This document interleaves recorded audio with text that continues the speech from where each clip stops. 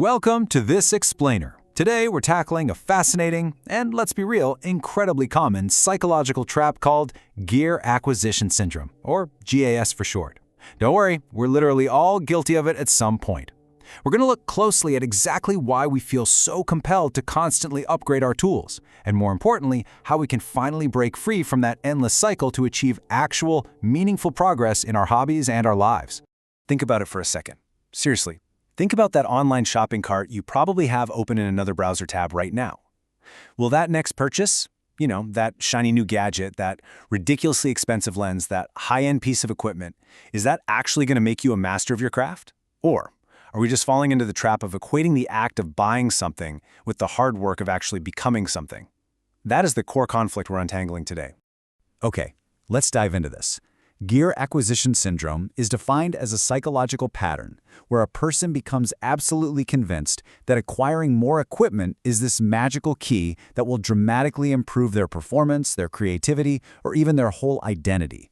And look, while this term originally popped up in the worlds of music and photography, it's everywhere now. It's in our tech habits, fitness routines, our wardrobes, and even spiritual practices. Which brings us to Section 1, the gear acquisition illusion. GAS essentially tricks our brains into believing a really powerful illusion, that progress comes from upgrading our external tools rather than upgrading our internal skills. Notice the huge contrast here.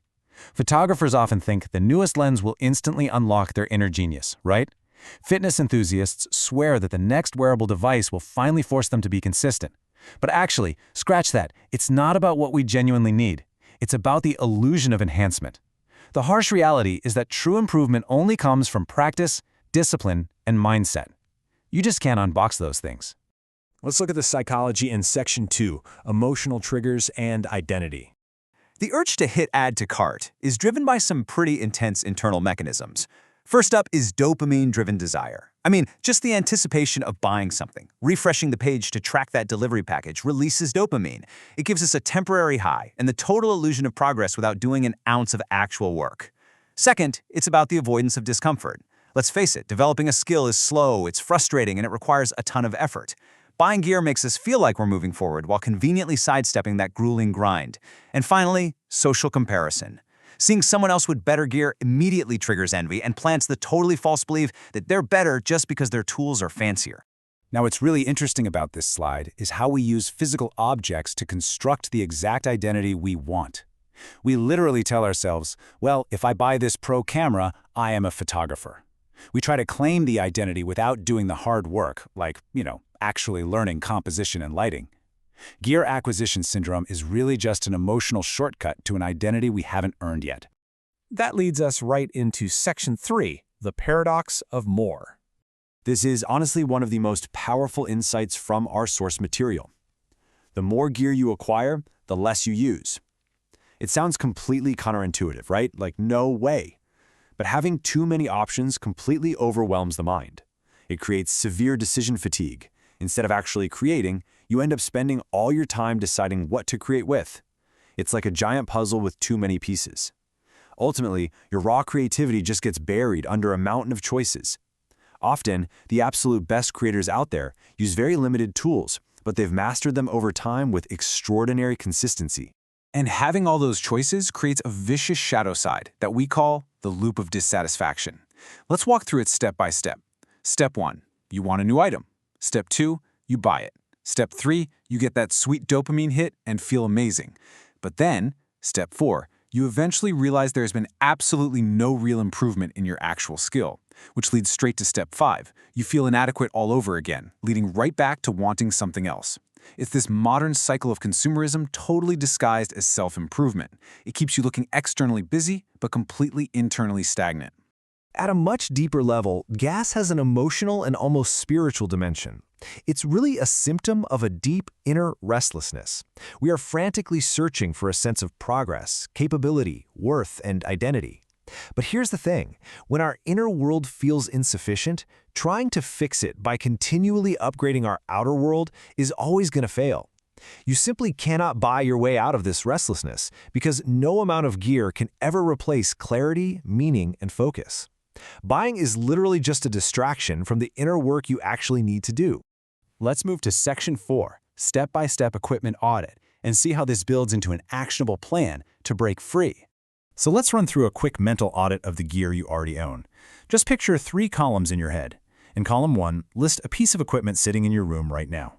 In column 2, ask yourself, what was the real, emotional reason I bought this? Was it just a dopamine rush? Was I trying to buy an identity? Then, in column 3, you've got to ask the hard question. Did I acquire a real skill because of this purchase? This framework is absolutely crucial because it forces you to separate your tools from your actual talent. And from that audit, we established the rules of mastery. First, exhaust your current gear. Push it to its absolute breaking point. Second, let your limitations force you to be creative. Constraints actually breed innovation. And third, you must buy based on growth, not emotion. You should only ever upgrade when you have entirely outgrown your current tool and your developing skill absolutely demands expansion. Don't let your insecurity demand a bandage. And that brings us to our final part. Section 5, prioritize skills over shopping. So, if we aren't getting our growth from shopping, where do we get it? Well, true, lasting growth requires these 4 foundational elements: practice, repetition, experimentation, and patience. And yeah, none of these offer that instant, cheap dopamine hit of clicking checkout. Sitting in the discomfort of learning kind of sucks in the moment. It forces you to make mistakes and slowly improve over time. But honestly, this is the only real path forward. So the crucial point is this. Your greatest gear is your mind, your discipline, and your creativity. Self-mastery is the ultimate antidote to gear acquisition syndrome. It's that huge light bulb moment when you realize the power never lived inside the object, it always lived inside of you. To wrap this all up, absolutely no tool, no matter how ridiculously expensive or advanced, can ever replace what you earn through the work. It cannot replace skill earned through repetition.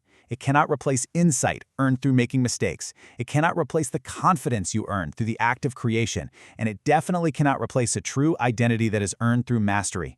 The exact moment you consciously shift your focus from collecting gear to building mastery, gear acquisition syndrome just completely dissolves.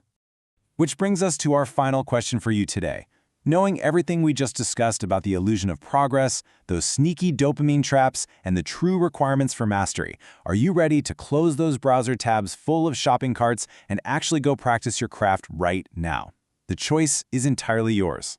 Thanks for joining me on this explainer, and I really hope it helps you focus on the progress that truly matters.